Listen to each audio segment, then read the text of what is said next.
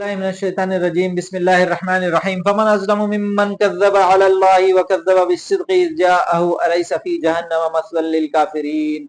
सदक़ल्लाहुल अज़ीम। मुहतरम सामीन, 24वें पारे में हम दाखिल हो चुके हैं और पहली आयत जो मैंने पढ़ी है उसका तर्जुमा आप सुनिए और इसके बाद इंशाअल्लाह बड़ी तेजी के साथ मैं अपनी बात रखने की कोशिश करूंगा। अल्लाह रब्बुल इज्जत फरमाते हैं, इस शख्स से बढ़कर जालिम और कौन होगा। अल्लाह पूछते हैं कि इससे बड़ा जालिम कौन होगा।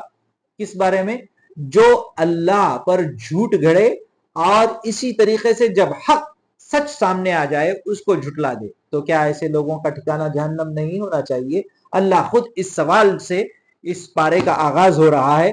तो अजीजान मोहतरम, यहाँ जो बात बतानी है कि अल्लाह रब्बुल इज्जत ने कुरान करीम को इस पारे में पहले रुकू में बयान किया गया है कि ये तमाम नौए इंसानी के लिए हक के लिए उतारी गई है, यानी कि हक के साथ उतारी गई है, यानी यूं ही नहीं उतारी गई है बल्कि इसके पीछे मंशा है कि इंसानों को इस दुनिया में यूं ही पैदा नहीं किया गया बल्कि उनके आमाल का मुहासबा होगा। कल रोजे क़यामत अमल में आएगी और वहां पर जिस तरीके की हिदायत कुरान करीम में नाजिल की गई है उसके मुताबिक जिंदगी बसर करने वालों को जो वादे किए गए हैं वो अता किए जाएंगे जजा के, और जो वादे किए गए हैं सजा के उस तरीके से सजा होगी। और जो इससे हिदायत हासिल करेगा उसे ही फायदा मिलेगा और जो गुमराही हासिल करेगा यानी कि जो गुमराह हो जाएगा, जो इसकी हिदायत को कबूल नहीं करेगा, वो अपना ही खसारा करेगा। और इसके बाद अल्लाह रब्बुल इज्जत ने जो बात इसमें बयान फरमाई है कि अल्लाह की रहमत से मायूस हरगिज न होना, ये शैतान का वसवसा है कि हमें गुनाह करने पर शैतान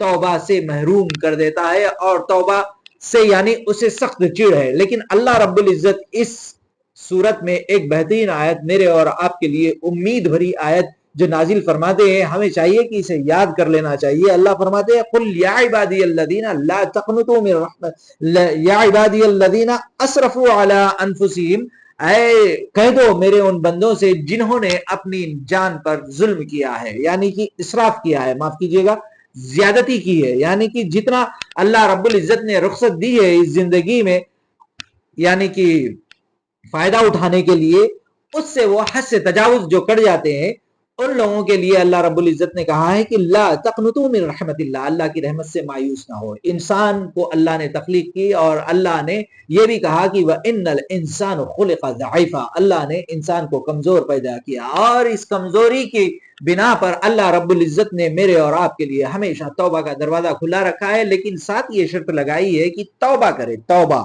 बार बार अल्लाह के सामने रुजू होना अल्लाह को बेहद पसंद है। दुनिया में कौन सा ऐसा शख्स है जिसके सामने एक बार गलती करने के बाद दूसरी बार गलती करने के बाद जाने की हिम्मत हो। लेकिन अल्लाह ये कहता है कि तुम जब भी गलती करो मेरे पास रुजू करो और मैं माफ करूंगा, लेकिन चाहिए कि तुम अज़्म करो फरमा बरदारी का, अल्लाह के बताए हुए तरीका। ये आयत में हमें ये सबक मिलता है और साथ ही ये बात भी कही गई है कि जो चीज अल्लाह ने नाजिल की है यानी किताब, उसके मुताबिक अमल करने की कोशिश करो। और इसी तरीके से अल्लाह रब्बुल इज्जत फरमाते हैं कि आगे जो बात बताई गई है कि मुशरिकों के नजदीक अल्लाह का जिस तरीके से यानी कि जिस तरीके से अल्लाह को जिस तरीके से मानना था वो लोग उस तरीके से नहीं माने, और जिस तरीके से अल्लाह की कदर करनी है उन लोगों ने अल्लाह की कदर नहीं की।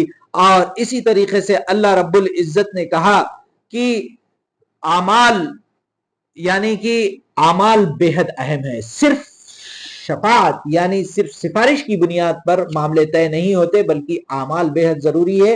और हर नबी को उस दिन यानी जिस दिन जुमर, जैसा मैंने कहा था ना कि टोलियां की टोलियां, उस दिन एक स्टेज सजेगा इंसाफ का और उस दिन जरा बराबर भी जुल्म नहीं किया जाएगा। लेकिन अंबियाओं को भी उस दिन खड़ा किया जाएगा, उम्मत के हवाले से पूछा जाएगा तो अंबिया जो बताएंगे वो हमारी कैफियत बताएंगे। और कैसे बताएंगे? बिल्कुल सच्ची बात बताएंगे। इसीलिए हमें चाहिए कि अंबियाओं से ये उम्मीद न रखें कि वो हमारे ताल्लुक से अगर हम कुरान की बताई हुई तालीमात पर अमल नहीं करेंगे तो भी सिफारिश करेंगे। ना, बिल्कुल हरगिज ऐसा नहीं होगा। अल्लाह के हुक्म से सिफारिश होगी और अल्लाह के मंशे के मुताबिक सिफारिश होगी और उन्हीं की सिफारिश होगी जो अल्लाह की उतारी हुई किताब पर अमल करने की कोशिश करेंगे। ये और बात है कि उनसे निसियान हो जाए, खता हो जाए, लेकिन जज्बा उनका पूरा करने का अगर होगा ऐसे लोगों की सिफारिश होगी। इस सूरत में हमें ये बात मिलती है। तो अजीजान मोहतरम, ये था सूरह जुमर। अब आइए बेहद अहम सूरत सूरह मोमिन। اس میں کیا چیز ہے؟ اللہ رب العزت نے جو باتیں بیان فرمائی ہے کہ اللہ ہی گناہ بخشنے والا ہے، اللہ ہی توبہ قبول کرنے والا ہے، اللہ ہی سزا دینے والا ہے، اللہ ہی رحم کرنے والا ہے، اس طریقے کی باتیں بیان کرنے کے بعد اللہ رب العزت یہ بیان فرماتے ہیں کہ جو نیکوکار ہوں گے ان کے لیے فرشتے دعائیں کرتے ہیں۔ کون دعائیں کرتے ہیں؟ فرشتے دعائیں کرتے ہیں۔ کس کے لیے دعائیں کرتے ہیں؟ جو نیکوکار ہے۔ اور صرف یہی نہیں بلکہ نیکوکار کے والدین، دادا، رشتہ دار، قریبی، باپ دادا، سب جو نیک رہیں گے ان سے ملانے کی بھی دعا کرتے ہیں تاکہ ان کو ایک دلی سکون مل جائے۔ آئیے وہ دعا کو میں نقل کر دوں گا۔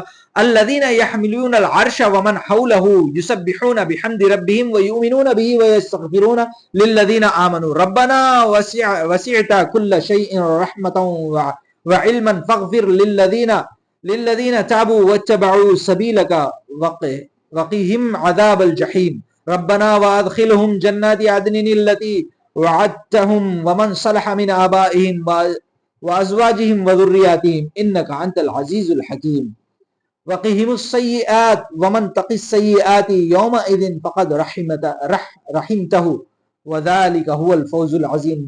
محترم سامعین، کتنی جامع ترین دعا اور کیسی بزرگ ہستیوں کی زبان سے یہ، یعنی کہ کیسی بزرگ ہستیوں کی طرف سے یہ دعا نکل رہی ہے، سوچئے گا عزیزان محترم کیا کہہ رہے ہیں۔ ترجمہ، بس ترجمے کے اندر بھی اتنی چیزیں اللہ رب العزت نے بیان کر دی کہ اس کی تشریح کی بھی ضرورت نہیں ہے۔ اور جن فرشتوں نے، کون سے فرشتے؟ معمولی فرشتے نہیں، عرش اٹھایا ہوا ہے اللہ کا، جو اس کے ارد گرد ہے، سب اپنے پروردگار کی حمد کی، اللہ کی حمد، دعا کا طریقہ دیکھیے آپ، پہلے اللہ کی حمد، پھر اس کی تسبیح کے ساتھ کرتے ہیں اور اس پر ایمان رکھتے ہیں، اور ایمانداروں کے لیے کیا کرتے ہیں؟ بخشش مانگتے رہتے ہیں اور کہتے ہیں کہ اے ہمارے پروردگار تیری رحمت ہر چیز پر حاوی ہے۔ اللہ رب العزت کی رحمت کا وسیلہ دیتے ہوئے کون دعا کر رہے ہیں؟ فرشتے دعا کر رہے ہیں کہ تمام چیزوں پر تیری رحمت حاوی ہے اور تیرا علم بھی۔ بس جو لوگ توبہ کرتے ہیں اور تیری سیدھی راہ پر چلتے ہیں، کن لوگوں کے لیے؟ جو توبہ کرتے ہیں اور سیدھی راہ پر چلتے ہیں، ان کو بخش دے اور انہیں دوزخ کے عذاب سے بچا لے۔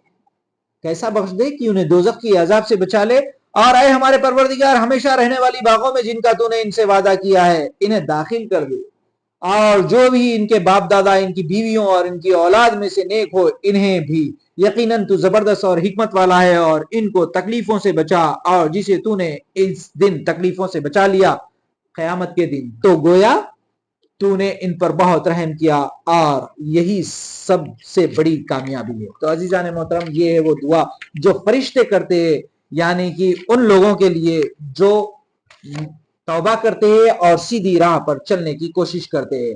اور اسی طریقے سے عزیزان محترم اس کے آگے جو چیزیں اس میں بیان کی گئی ہے وہ بھی بے حد اہم ہے۔ اللہ رب العزت اس میں موسیٰ علیہ السلام کے ایک وہ شخص کا ذکر ہے جس کے بارے میں بیان کیا جاتا ہے کہ وہ ایمان تو لایا تھا لیکن کھل کر اس کا اظہار نہیں کیا، لیکن اس کا درد، اس کی تلقین، اس کی تبلیغ اتنی مؤثر ہے کہ اللہ رب العزت نے تا قیامت تک اس قرآن میں اس کے الفاظ کو جمع کر دیے۔ قرآن میں وہ کہتا ہے فرعون سے کہ کیوں اس کے پیچھے پڑے ہوئے ہو، اس کا تو بس یہی کہنا ہے کہ ایک اللہ کی عبادت کرو، اور وہ پچھلی قوموں کا حوالہ دیتا ہے کہ کہیں تم پر عذاب نہ آ جائے، اور اسی طریقے سے آخرت کی بھی وہ دعوت دیتا ہے۔ بہت ساری چیزیں جو انبیاء کی دعوت تھی وہی دعوت یہ شخص فرعون کے ساتھ رہ کر فرعون کو تلقین کرتا ہے، لیکن وہ نہیں مانتا اور اسے اللہ رب العزت اس کے لشکر کے ساتھ اسے غرق کر دیتا ہے۔ اور اسی طریقے سے غرق کر دینے کے بعد ایسی صورت میں دوسری جو چیزیں بیان کی گئی ہے اللہ رب العزت کی طرف سے کہ فرعون کا جو معاملہ ہوتا ہے غرق ہونے کے بعد، روزانہ فرعون اور اس کے لشکر کے سامنے جہنم جو ان کا ابدی مقام ہے پیش کیا جا رہا ہے، اور قیامت کے دن اسے اس میں داخل کر دیا جائے گا۔ اللہ کے نبی کو استغفار، حمد، صبر کی تلقین دی جا رہی ہے، اور یہ امید دلائی جا رہی ہے کہ ان اللہ اور اللہ کے رسولوں کی اور مومنوں کی اللہ رب العزت مدد کرتے ہیں۔ اللہ کی طرف اللہ کی تعریف آخری رکوع میں سورہ مومن کی پوری رکوع میں اللہ کی تعریف، قدرت کے مناظر، اور اسی طریقے سے توحید اور آخرت اور شرک سے بیزاری کی بات اللہ رب العزت نے کی ہے، اور سفارش کے تعلق سے بیان کیا گیا ہے کہ سفارش نہیں ہوگی مگر ان لوگوں کی جس کو اللہ چاہے، اور اسی طریقے سے اللہ رب العزت جو جانور اللہ رب العزت نے پیدا کیے جن سے ہم قسم قسم کے فائدے اٹھاتے ہیں، تجارت کے لیے ہم اسے استعمال کرتے ہیں، ایک دوسری جگہ سے مقامات کو لے جانے کے لیے سامان، ساری چیزیں اللہ رب العزت ذکر کر کے فرماتے ہیں کہ پچھلی بھی قومیں بڑی مضبوط تھی، ہم نے ہلاک کر دیا نافرمانی کی وجہ سے، اور جو فرما بردار رہیں گے اللہ رب العزت انہیں مزید عطا فرمائیں گے۔ یہ ایک مفہوم کے طور پر اللہ تعالیٰ اس میں باتیں بیان فرماتے ہیں۔ اور اس کے بعد بڑی اہم سورت حامیم سجدہ، اور اس کا دوسرا نام فصلت بھی ہے، اس میں بھی اللہ رب العزت نے قرآن کے فصلت ہونے یعنی ڈسٹنکٹیولی اللہ رب العزت نے بہت ساری چیزیں بیان کی ہے، اور اسی طریقے سے زکوٰۃ نہ دینا اور آخرت پر یقین نہ کرنا، ان کا ذکر مشرکوں کے ساتھ اللہ رب العزت نے بیان فرمایا ہے۔ اور اس کے بعد اللہ رب العزت نے جو چیزیں بیان فرمائی ہیں، میں چاہوں گا کہ آپ کے سامنے سیدھے طور پر اس کی تلاوت کر دوں تاکہ آپ کو سیدھی سیدھی بات سمجھ میں آ جائے، کیونکہ بڑی اہم چیزیں اللہ رب العزت نے اس میں بیان فرمائی ہے۔ آگے جو چیزیں اللہ رب العزت نے اس صورت میں بیان فرمائی ہے کہ مشرکوں اور تکبر کرنے والوں کو عبرت دلانے کے لیے پہلے تو اپنی قدرت کے کاموں کی طرف توجہ دلائی، پھر بڑی جو جابر قومیں تھی عاد اور سمود یعنی طاقتور قومیں، اللہ رب العزت نے ایسی طاقتور قوموں کو بھی ان کی ناشکری کے بدلے میں انہیں ایسا پکڑا کہ وہ کہیں کے نہیں رہے، اور اسی طریقے سے ایمان والوں کو تسلی دی، ایمانداروں کو تسلی دی گئی ہے کہ اللہ تعالیٰ ان کو ایسے عذابوں سے ہر طرح سے محفوظ رکھے گا۔ آگے جو اللہ رب العزت اس صورت میں بیان فرماتے ہیں کہ قیامت کے دن بدکاروں کے اعضاء یعنی کہ ہاتھ، پیر، زبان، ہر چیز ان کے خلاف گواہی دے گی، اور وہ کہیں گے کہ انہی کی لذتوں کے لیے تو وہ کیا کرتے تھے، تو اللہ رب العزت انہیں اس دن انہی کے خلاف کھڑا کر دے گا، اور اللہ کے آگے وہ بھی ہمارے اعضاء بھی مجبور رہیں گے۔ جسم کے ہر حصے کو بدی سے روکنا چاہیے، یہی اس کا مقصد ہے۔ کان سے کسی کی چغلی یا برائی نہ سننی چاہیے، زبان سے کسی کی چغلی یا غیبت نہیں کرنی چاہیے، اس طرح سے آنکھوں سے کسی چیز کی طرف جو برا ہے اور جسے اللہ نے برا کہا ہے اسے دیکھنا نہیں چاہیے برے ارادے سے۔ قیامت کے دن یہی چیزیں شہادت دے کر ہمیں عذاب میں گرفتار کریں گی۔ اور اس کے بعد اللہ رب العزت نے وقال الذين كفروا لا تسمعوا لهذا القرآن والغوا فيه لعلكم تغلبون، مشرکوں کے اس حربے کی طرف اشارہ کیا ہے جو آج بھی ماڈرن ڈے میں بڑی ریلیونس ہے، وہ یہ کہ یہ لوگ چاہیں گے کہ جب یہ قرآن پڑھی جائے تو یہ کہتے ہیں کہ قرآن کو جو ہے لوگوں کو سننے نہ پائے، قرآن سننے نہ پائے، یہ اہم مقصد۔ آج جس طریقے کا اسلاموفوبیا چل رہا ہے، جگہ جگہ سے ہر نیگیٹیوٹی، جو بھی چھوٹی چیز ہوئی وہ دین اسلام کی طرف منسوب کرو، قرآن کی طرف منسوب کرو، نبی کی طرف منسوب کرو، لوگوں کو ایسا اس طریقے سے کنفیوز کر دو کہ اسلام ہے کیا۔ اور اسلام یہ ہے کہ قرآن کی دعوت کو لے کے اٹھے اور اس کی صاف اور شفاف دعوت پر ہم بھی عمل کرے، اور لوگوں کو تبلیغ کرتے ہوئے اس کی دعوت کو عام کرنے کی کوشش کرے۔ یہی قرآن کا بیسک پیغام ہے۔ اس میں پریشانیاں آئیں گی، جس طریقے سے پچھلی قوموں کا ذکر ہوا، جس طریقے سے پچھلے رسولوں کا ذکر ہوا، اور جس طریقے سے انہوں نے اس چیز کو نہیں چھوڑا کہ اللہ نے جو نازل کیا ہے اس پر وہ عمل کرتے رہے اور لوگوں کے سامنے پیش کرتے رہے۔ آج اسلاموفوبیا کے دور میں بھی سب سے بڑی ضرورت یہ ہے کہ ہم قرآن کو سمجھے، اس پر عمل کریں اور لوگوں کو پیش کریں۔ وقال الذين كفروا لا تسمعوا لهذا القرآن والغوا فيه لعلكم تغلبون، اور اسی ذریعے سے وہ غلبہ حاصل کرنا چاہیں گے، لیکن وہ غلبہ حاصل نہیں کریں گے جب تک ہم قرآن کو پکڑے رہیں گے۔ کوئی ہمارا کچھ نہیں بگاڑ سکتا۔ اگر ہم نے قرآن کو چھوڑ دیا تو ہماری بربادی کے سب سے بڑے ذمہ دار ہم ہی ہیں۔ یہ بات آگے اس میں بیان کی گئی ہے، اور ایسا کرنے کے لیے بڑے عزم کی ضرورت ہے۔ اللہ رب العزت نے فرمایا، اور یہ بھی فرمایا ہے کہ برائی کو اچھائی سے دفع کرو۔ لا يستوي، بڑی مشہور آیت ہے نا، ومن احسن قولا ممن دعا الى اللہ، یہ اسی میں ہے۔